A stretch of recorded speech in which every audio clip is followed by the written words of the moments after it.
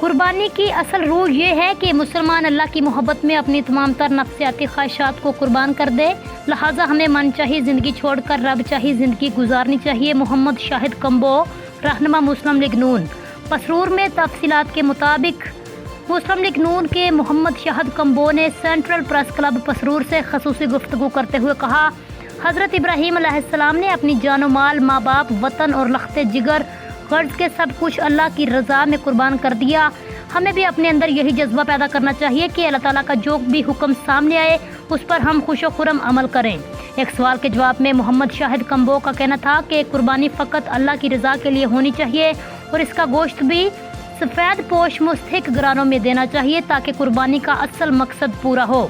ان کا مزید کہنا تھا کہ قربانی اپنے آپ کو اعلیٰ انسانی مقاصد کے لیے وقف کر دینے کا نام ہے۔ ہماری قربانی ہی معاشرے اور قوم کو زندہ رکھتی ہے، یہی وہ جذبہ ہے جو قوموں کو آگے لے کر جاتا ہے۔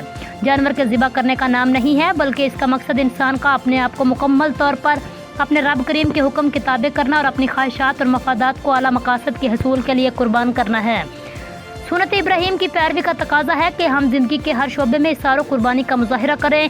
ہمیں اپنے تمام تر مفادات، ترجیحات اور تعصبات کو پس پشت رکھتے ہوئے ملک و قوم کی ترقی اور خوشحالی، اجتماعی فلاح و بہبود کے لیے کام کرنا چاہیے۔ اب تک کے لیے اتنا ہی۔ مزید خبروں کے لیے آپ دیکھتے رہیے پاک 82 نیوز HD۔